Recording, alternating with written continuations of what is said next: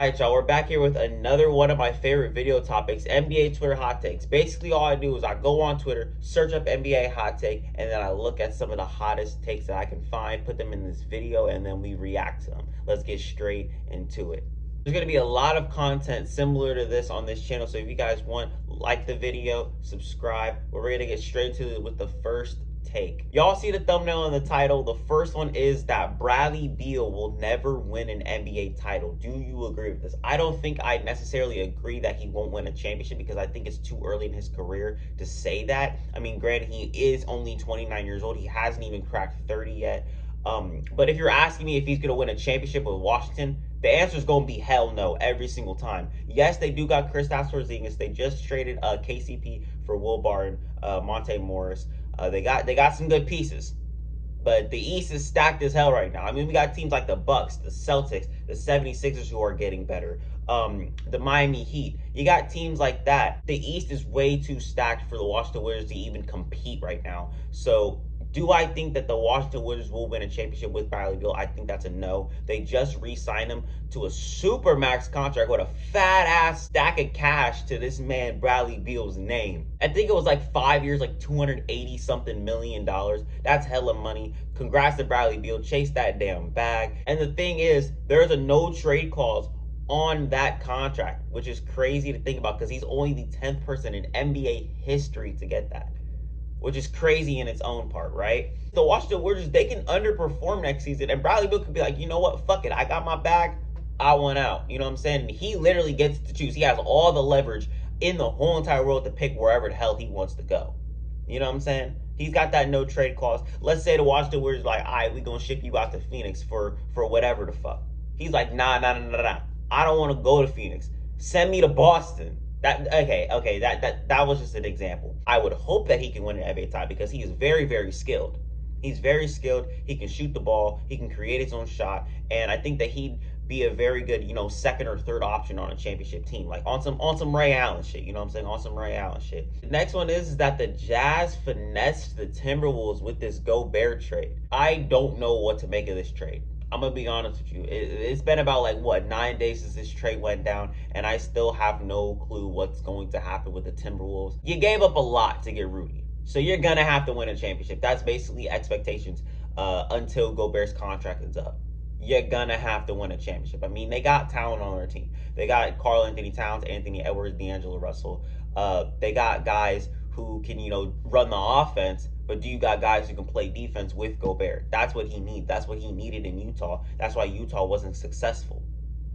Utah had offensive pieces like Bojan Bogdanovic. They had Mike Conley who can, facilitate the ball. They had Donovan Mitchell, a star in the making. But they had little to no defense, and that is where Rudy Gobert was getting fed up. He had no help defensively, and I think he's in the same situation with Minnesota. And I hope that they prove me wrong because I want to see Minnesota go far in the playoffs. I really, really do.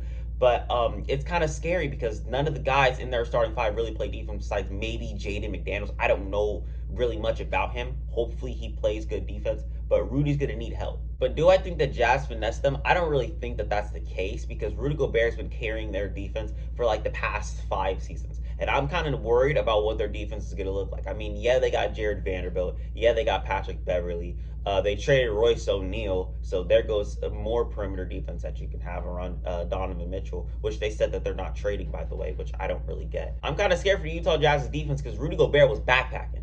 He was backpacking, and now he's not there no more, so there goes that, I guess. This next one isn't even really a hot take. I just wanted to put it in the video. It says the 2016 NBA season is the greatest season in NBA history. And honestly, there's no denying it. A lot of shit was jam-packed into this season. But honestly, everyone's just going to be sucking 2016's dick. That's all it's going to be. We're going to be in 2057 telling people how good 2016 is, bro. Like, bro, let it go. Let it go. But that's besides the point. A lot of stuff happened in 2016 in general. I mean, you got the XXL Cypher with Uzi and all them. Not to mention, you got very good music. You got very good movies. In the NBA, you got LeBron's 3-1 comeback, the 73-9 Warriors, Kobe's last game, the All-Star game, the All-Star weekend with Zach LaVine and Aaron Gordon. You had so much shit that was going on in 2016's NBA season. And honestly, in recent memory, it is probably the best. But the way people talk about it, act like it's like the end all, be all of sports, is the greatest season in sports history. The way that people talk about it, I mean, stop shaboing boinging, bro. Get off of it. Get off of it. Hop off the meat. This next one's from my Boston Celtics fans, and I kind of wanted to put this in the video just to put it in the video.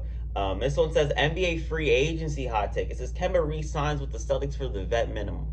I don't know how I feel about that, man. Kemba Walker, he don't play defense. I mean, if you want to run a garbage lineup, go ahead. If you want to be the star leader of our garbage team, go right ahead. I mean, I'm not going to stop you from signing Kemba Walker if that's the case. You know what I'm saying? But if he's going to actually be a rotational piece, absolutely not. He does not play defense. He's a small guard. He's very, very injury prone. I think everybody in the whole entire league realizes that at this point. He's a very good talent. Don't get me wrong. He's a very good talent. But he just doesn't fit our timeline. He doesn't fit anything that we got going on in Boston right now. But he's a good leader. So honestly, if you want to rot on the bench a little bit, I mean, I'm not gonna stop you, Kemba. You know, you always welcome back in Boston if you want to, average 2 minutes game. That's all I can say. This one says the Brooklyn Nets were more fun to watch during the D'Lo era rather than the KD and Kyrie era. Honestly, I agree. This KD Kyrie shit did not work out at all. The big three with James Harden, KD, and Kyrie did not work at all. It was annoying to hear about. It was annoying to watch. Every single time you'd go on First Take, they'd be talking about the vaccine and Kyrie not getting it, or James Harden being injured, KD being injured, Kyrie being injured. It was just very, very irritating. It was irritating to watch. They only played 16 games together. But D'Lo with all them guys with Rondae Hollis, Jefferson, Jared Allen, Karis LeVert, Jared Dudley, that one series with the 76ers in 2019, one of the funnest series to watch, man. And it literally only lasted 5 games. That's the crazy part. This team was so fun to watch. Their little dances that they be doing on the sidelines whenever some shit go down. I love it, man. Hold up. This take is crazy, bro. This one says Kevin Durant is a selfish piece of shit and is bringing the black community down with his outrageous demands. This is the wildest thing that I have ever read on Twitter. This is the craziest thing that I've ever seen anybody say. This isn't even a hot take. This is just crazy. Like, he's bringing the black community down by requesting a trade from the Brooklyn Nets. The fuck? Bro, I don't even want to get into any of that. That's kind of... This is next level hating. That's next level meat writing. This one says NBA 2K23 will be better than NBA 2K20, but not be better than NBA 2K19. No, I'm not buying 2K23, bro. After they gave me the same copy and paste bullshit that they gave me in 2K22, I'm not about to be playing 2K23. I'm sorry. I'm done with it. Every single time in September rolls around, I'm like, you know what? I'm kind of craving a new NBA game. It's not really a new NBA game. It just has a new title, a new cover. You know when you're trying to cheat off of somebody in school, but you don't want to make it too obvious, so you got to switch a little bit of shit up? That's what this is, man. That's exactly what 2K is, bro. If you look at 2K21 and 2K22, next gen, both of them, they're the same goddamn thing, bro. Don't spend your money on 2K, bro. Don't do it, man. Just continue playing the old one. Continue playing 2K21. Even playing 2K20. I have not played a very good 2K game since 2K17, honestly. And I don't really want to sound like one of them old heads like, oh yeah, 2K17 is just the greatest 2K of all time. But there really hasn't been a 2K like 2K17. Hot take, LeBron and Curry is the greatest rivalry in NBA history. I don't really think that that's true because Magic and Larry exist. I mean, they really put the NBA on the map. Curry and LeBron, they're up there though. This one says Brandon Ingram is closer to Jason Tatum than Jaylen Brown. I do not agree. Obviously, Brandon Ingram is a very, very, very good talent. But I mean, we all saw what Jaylen Brown did in the NBA Finals, and I don't think I've seen Brandon Ingram do that just yet. I mean, he couldn't even do that in the first round. I mean, he was cooking in the first round. Let's not get it twisted. But he wasn't on that Jaylen Brown level. Jaylen Brown is a better basketball player than him.